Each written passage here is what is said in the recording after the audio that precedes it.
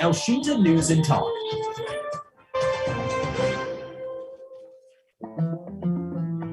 Interaksi Dubes RI. Assalamualaikum warahmatullahi wabarakatuh. Selamat malam mendengar, selamat berbuka puasa untuk Anda yang ada di Jakarta dan juga kota sekitarnya. Kami akan ajak Anda masuk dalam segmen interaksi Dubes RI yang kami hadirkan setiap pukul 18.30 waktu Indonesia Barat. Dan kali ini kami akan ajak Anda menuju ke negara tetangga Indonesia. Meskipun tetangga rasanya jauh, benar tidak sih kita tuh jauh dengan negara ini? Kami sudah bersama dengan narasumber kami, yaitu Deputi Chief of Mission atau DCM KBRI Canberra, ada Pak Muhammad Syarif Alatas. Pak Syarif, Assalamualaikum Pak Syarif. Waalaikumsalam. Kabar Terima baik kasih. ya Pak ya? Alhamdulillah baik. Dengan Mas Asrofi ya? Iya betul Pak Syarif. Ya, selamat malam. Ya, kalau Australia itu kesannya jauh, padahal kita tuh bertetangga secara border di bagian selatan. Kok rasanya kenapa jauh ya Pak Syarif ya? Betul, sebenarnya kita dekat, hanya mungkin kelihatannya belum begitu mengenal satu sama lain secara lebih dekat ya, walaupun kita tetangga. Jadi ini yang perlu kita terus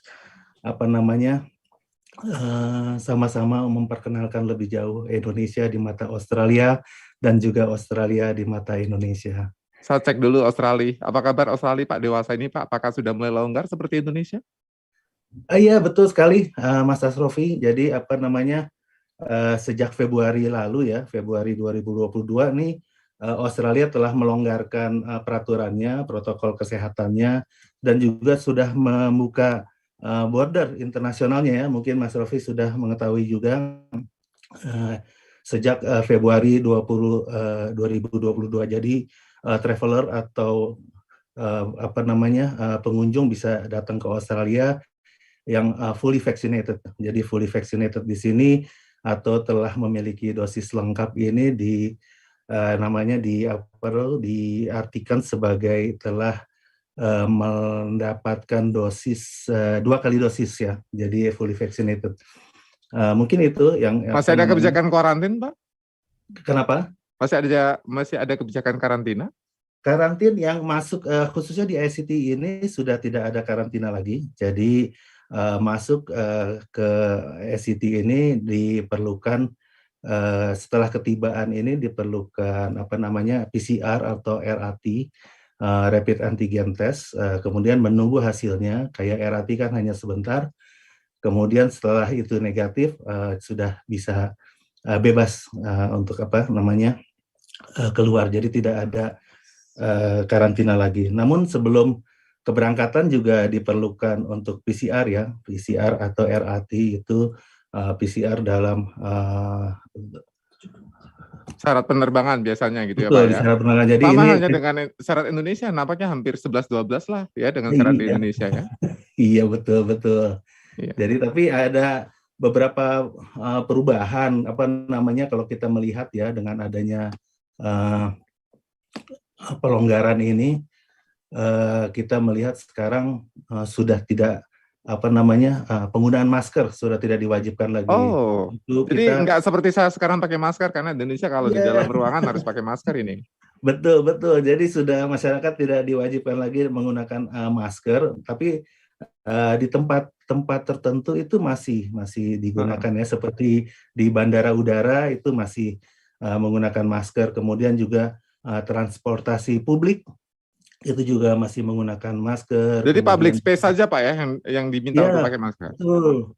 Terutama di rumah sakit dan perawatan usia lanjut ya, seperti panti jompo itu harus pakai masker. Tapi selain itu kita sudah bebas tidak menggunakan masker. Selain itu juga ini Pak Asrofi yang biasanya kita wajib check in sekarang sudah tidak lagi diperlukan untuk check in kalau di Canberra ini dengan CBR app ini ya, aplikasi. Kita dulu kan biasanya setiap masuk rumah sakit, restoran dan lain-lain kita harus check in. Kayak di kita pakai Peduli Lindungi harus check in. Peduli Lindungi, gitu ya? betul. Kalau di sini CBR app.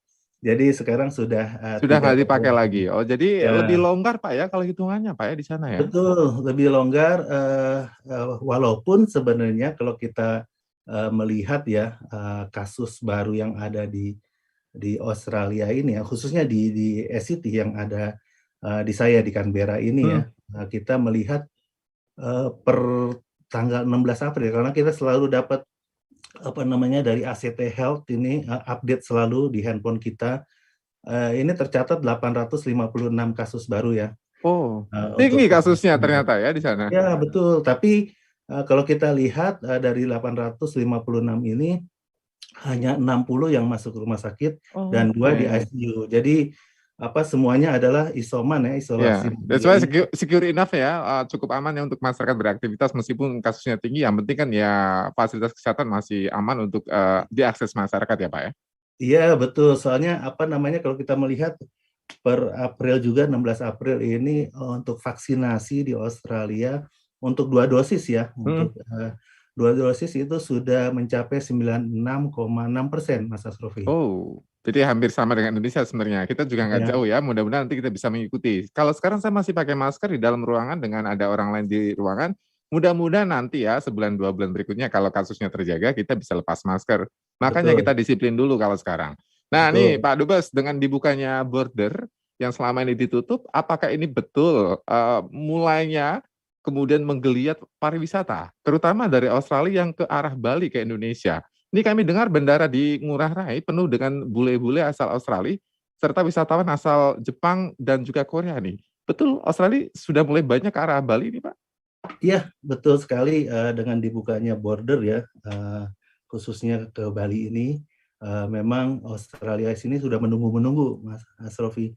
Jadi dari sebelum masih lockdown ini, Mhm. mereka suka menanyakan kapan, Bali dibuka, border dibuka. Jadi memang, Ya. kelihatannya destinasi utama kalau dibuka, Bali ini, mereka akan langsung mengunjungi Bali. Jadi, ini tercermin juga setelah kita melihat Bali dibuka, banyak, wisatawan Australia yang datang ke Bali. Jadi mereka bahagia dong, Pak, dengan Indonesia dibuka bordernya, kemudian mereka bisa liburan yang selama ini mereka berharap bisa jemur-jemur di bawah pantai gitu ya, di bawah matahari langsung di pantai Bali, sekarang sudah bisa dirasakan orang Australia. Iya, betul sekali tuh. Soalnya sekarang kan, sudah menjelang masuk, musim dingin ya di sini. Mhm. Jadi musim gugur, kita musimnya di sini kan Australia Terbalik bulan. dengan bagian utara ya. Betul, Mhm. kebalik. Jadi kita Juni ini, musim dingin. Jadi mereka senang sekali kalau, bisa datang, Musim ke dingin dapat Bali. udara tropis, ya itu namanya surga tuh kalau orang yang kena musim dingin. Nah ini kami juga live juga di YouTube ya, jadi yang sedang bersama kami di YouTube ini sudah mulai banyak, termasuk yang sudah ngisi juga di chatbox ya, mudah-mudahan yang sedang di Ya. chatbox, atau mungkin mau tanya, apakah mungkin sudah mulai, buka untuk scholarship atau mungkin mau nyari kerjaan gitu ya, atau mau nyari green card di Australia, bolehlah tanya sama Pak Syarif, silakan Anda hubungi Elsinta.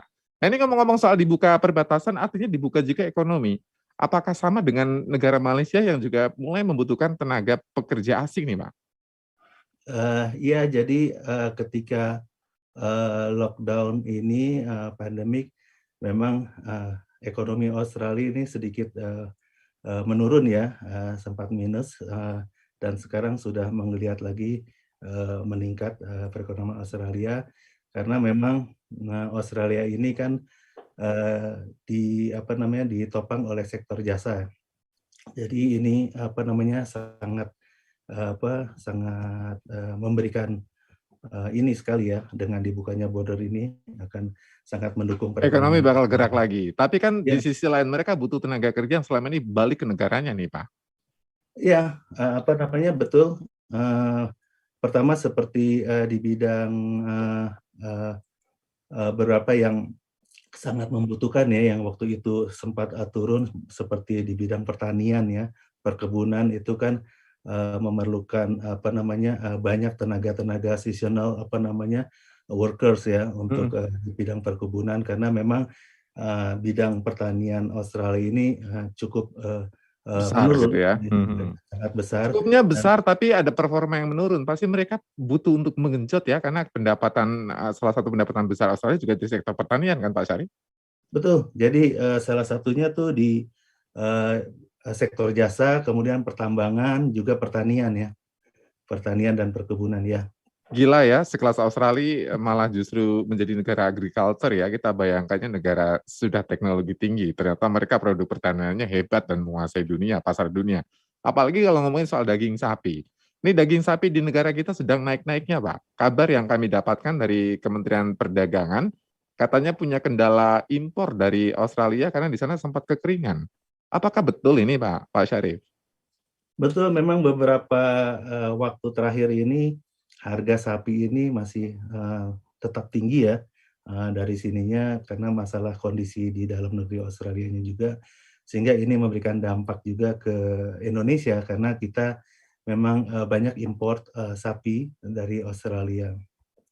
Ya. Nggak enak ya, jadi selain sapi Australia, kita sudah biasa makan daging sapi asal Australia, suruh makan daging kerbau asal India. Kaget mungkin ya orang Indonesia. Mudah-mudahan bisa bertahan perutnya. Nah Pak, dengan pertumbuhan ekonomi yang sempat turun, kemudian sekarang mulai digalakan lagi oleh pemerintah, kondisi terakhir seperti apa Australia? Apakah sudah mulai bisa bangkit kembali? Ya, apa namanya, kalau kita melihat ya dari aspek ekonominya, kita melihat Australia ini kan tadi saya sampaikan penggerak utamanya tuh di sektor jasa, kemudian pertanian dan juga manufaktur dan Manufaktur. Ya ini ekspornya mulai di apa namanya mulai naik lagi.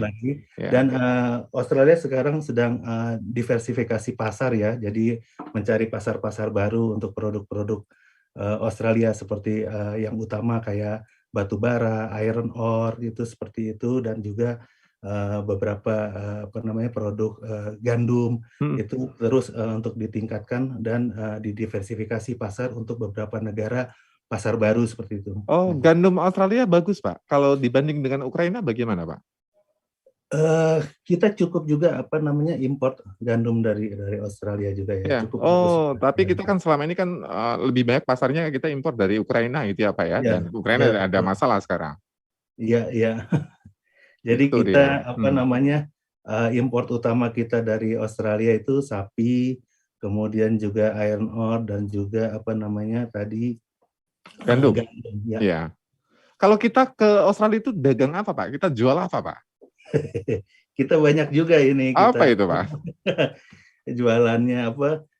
Kita pupuk juga kita apa namanya ekspor utama ke Australia. Kemudian kita juga ada ini ya apa wood kayu kerajinan kayu dan kayu gitu ya. Dan juga ini perlengkapan elektronik ya untuk TV, kemudian juga metal. Jadi itu yang kita produk ke. Jadi banyak mineralnya Pak ya kita Pak ya jual ke sana ya. Ya betul. Dan yang cukup apa namanya kita lihat ekspor kita di masa pandemik ini meningkat ya. Jadi di mana negara-negara lain apa namanya perdagangan menurun, kita sebaliknya meningkat dalam 2 tahun terakhir ini dengan Australia. Nilai kita masih positif dengan Australia neracanya? Neraca waktu itu sempat turun, neraca perdagangan defisitnya. Namun kemarin ini sempat naik lagi. Begitu. Tapi kita masih apa masih namanya? Negatif. Masih negatif. Nah, ini tugas dari Pak Syarif dan teman-teman di sana untuk bisa membuat surplus nih Pak. Apa rencana untuk bisa membuat surplus Pak? Betul, kita sudah memiliki ini ya, apa namanya, IACEPA, itu Indonesian Australia Comprehensive Economic Agreement. Jadi Indonesia dengan Australia ini untuk meningkatkan perdagangan kita dengan Australia secara komprehensif, tidak hanya kita hambatan tarif dan lain-lain, tapi juga lebih komprehensif untuk apa namanya meningkatkan kapasitas industri kita, kemudian untuk meningkatkan kapasitas SDM dan lain-lain melalui pendidikan. Nah ini barang-barang kita ini sudah apa namanya yang masuk ke Australia ini zero tarif. Jadi ini peluang yang sangat besar. Ini peluang sekali. Nih, terutama pengusaha-pengusaha baru yang ingin melirik market Australia, Pak ya? Betul, betul. Jadi ini peluang yang sangat apa namanya besar sekali. Oleh karena itu kita sering mengadakan virtual meeting untuk mendorong para Apa UKM. yang diminati, Pak? Yang diminati orang Australia? Barang kita yang masih bisa di-expand? Yang apa namanya, makanan dan minuman ini udah cukup banyak dari beberapa tahun terakhir ini yang masuk di Australia. Kita bersyukur punya pengusaha diaspora, pengusaha Indonesia yang sangat aktif dan juga sebagai importir barang-barang Indonesia di sini dan menyalurkan ke supermarket di sini yang besar gitu. Jadi banyak produk-produk Indonesia yang sudah masuk di sini. Masuk ke ini retail gitu ya. Ya, namun perlu ini lagi tantangan masih tetap ada. Jadi memang standar di Australia ini ya sangat tinggi. sekali. Apa Pak standar mutu apa yang harus dipastikan untuk bisa memasarkan produk ke sana? Jadi yang perlu diperhatikan tuh seperti biosecurity-nya, kemudian mengenai packaging, labeling, terus quality assurances-nya. Jadi bagaimana kualitasnya tetap terjamin, itu juga yang perlu. Dan ini yang kita terus bersama-sama Kementerian Perdagangan mengadakan pelatihan-pelatihan. Jadi kalau di kita standar gitu ya, kalau di sana bukan cuma expired date saja, tapi juga nutrition index dan sebagainya juga harus lengkap ya? Iya. Harus lengkap, itu ada indeksnya semuanya ya sesuai persyaratan yang diitukan oleh Australia. Jadi makanya nanti saya ingin tanya masuk ke situ Pak, bagaimana cara untuk bisa mendampingi agar kira-kiranya produk-produk yang selama ini mengendap di bawah itu sebenarnya punya nilai bagus tapi punya potensi tapi kok nggak bisa masuk ke sana, pendampingannya gimana, nanti saya tanya soal itu. Tapi ini ada pendengar dulu, Pak Slamet Muksan di Tangerang bersama kami. Selamat malam Pak Muksan. Malam Mas Asrofi. Pak Muksan sahabatan kerap dengan kanguru Australia katanya ya. Yang silakan. Bisa nyimpen apa itu? Bisa nyimpen botol minum, Pak.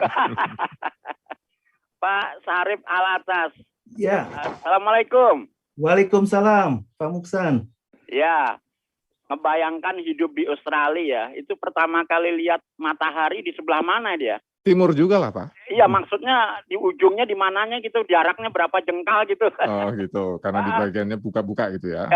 Itu gimana, panasnya kayak apa, kayak di pagi ya di ufuk gitu ya, udah keluar belum jam? Tapi Australia kan beda-beda Pak, ada yang subtropis, ada yang tropis, ada yang juga yang bagian. Itu pertanyaan saya Mas Asrofi, di sebelah mananya gitu.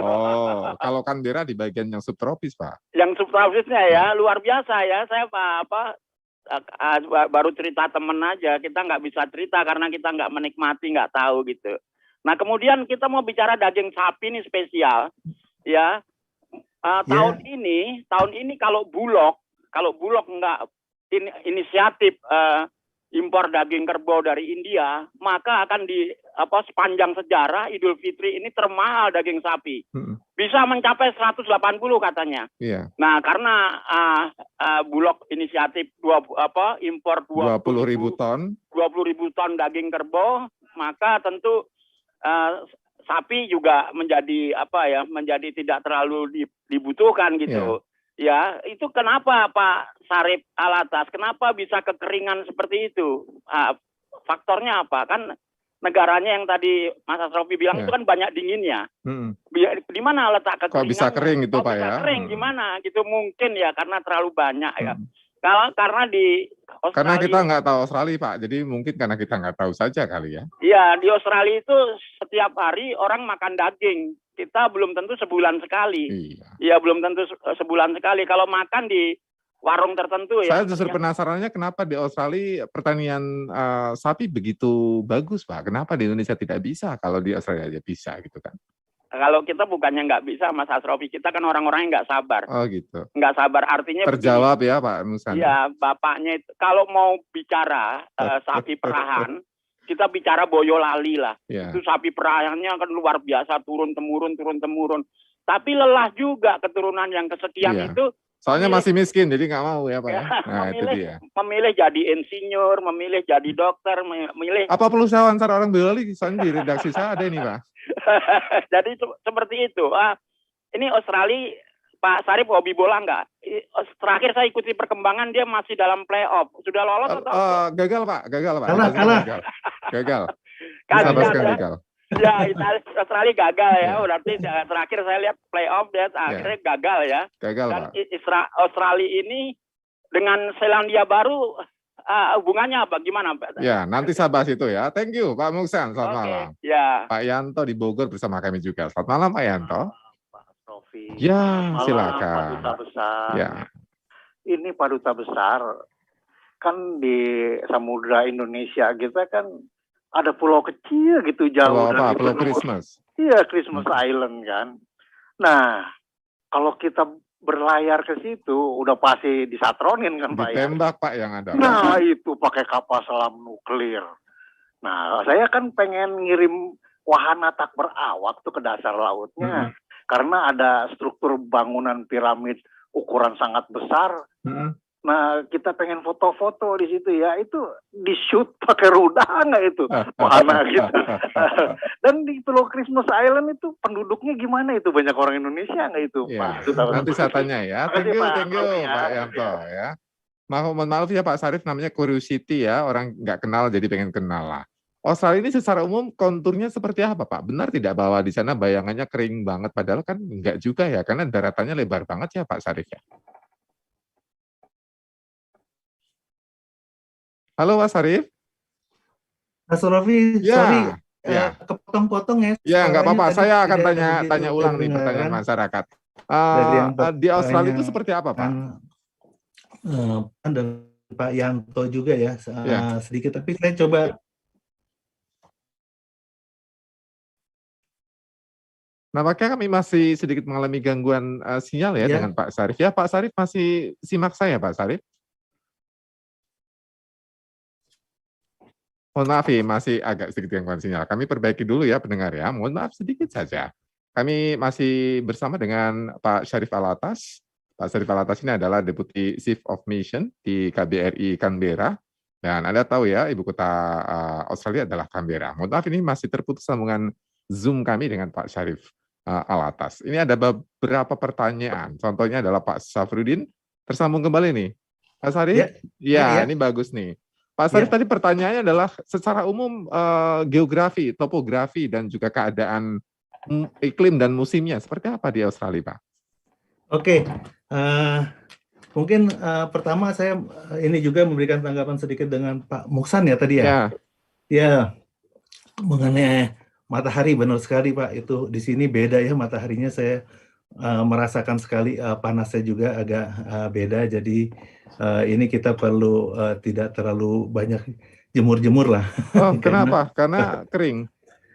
Panasnya agak beda Pak, jadi kalau kata di sini itu tidak boleh lama-lama menjemur karena bisa terdampak pada kulit ya. Mengenai daging sapi memang aspeknya banyak sekali, sehingga kita tahu pertanian ini adanya di Northern Territory ya, di Darwin lebih banyak di sana sapi, dan ini memberikan beberapa aspek sehingga harganya terus tidak turun-turun tuh, naik terus. Oleh karena itu kita juga mendorong untuk mungkin investor-investor Indonesia juga. Kalau bisa tidak Pak kita sih invest misal iya, swasta atau BUMN invest di sana bikin perkebunan peternakan sapi?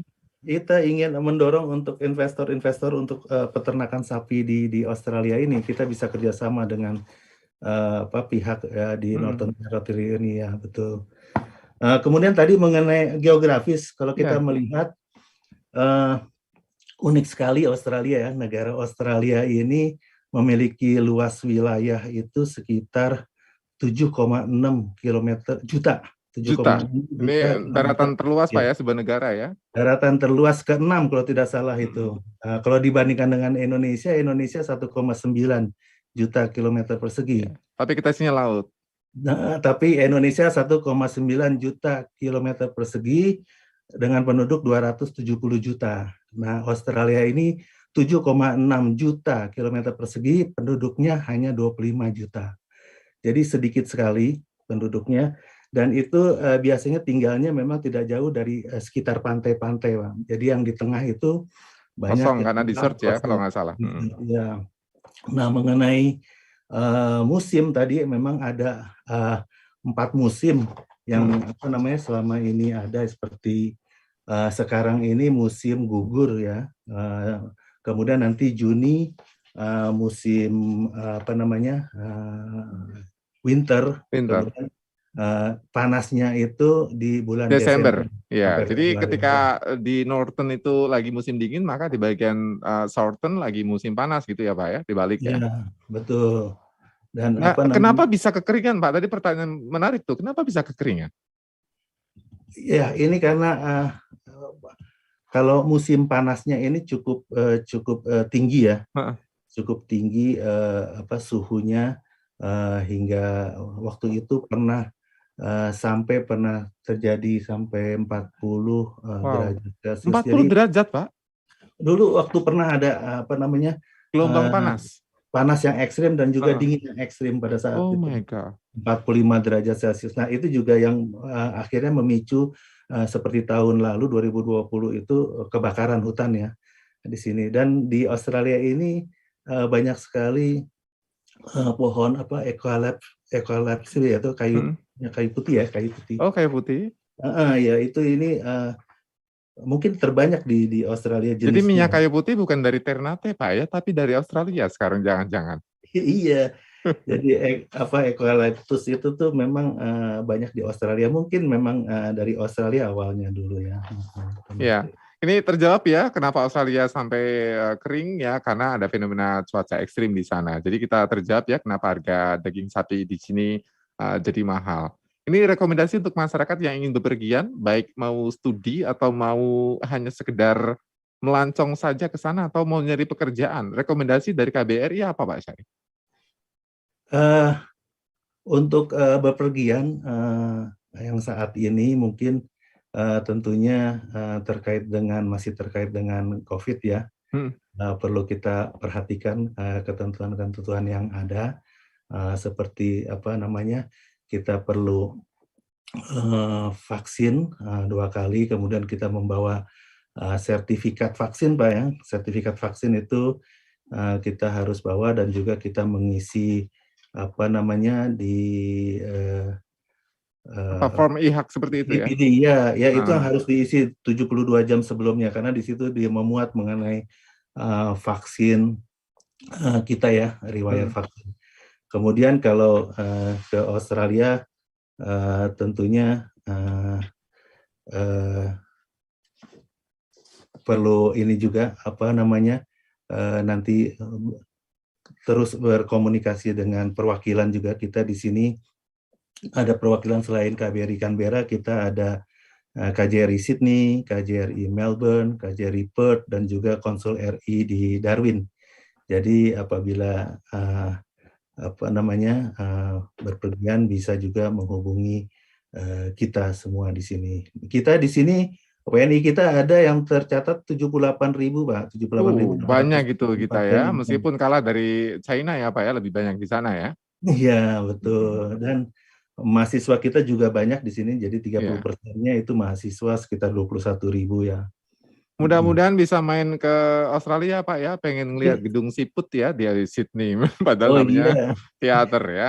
Terima kasih Pak ya. Kita tunggu Pak. Ya, nanti lain waktu karena sudah dibuka bordernya, jadi siapkan sajalah visa atau mungkin juga paspor ya. Kalau yang mau kerja siapkan visanya atau mau sekolah siapkan visanya. Ya. Terima kasih Pak Syarif, tetap sehat di Canberra ya Pak Syarif. Salam untuk teman-teman di KBRI Canberra ya. Sama-sama, salam sehat selalu untuk semua pemirsa juga, untuk Pak Asrofi. Terima kasih Pak Syarif atas waktunya. Selamat bertemu kembali lain waktu. Selamat malam. Selamat malam. Terima kasih untuk Anda yang sudah bersama kami dalam Interaksi Dubes RI. Kami akan kembali besok dengan Interaksi Dubes RI seperti biasa pukul 18.30 waktu Indonesia Barat hanya di Radio El Sinta. Saya Asrofi, sampai jumpa. Interaksi Dubes RI.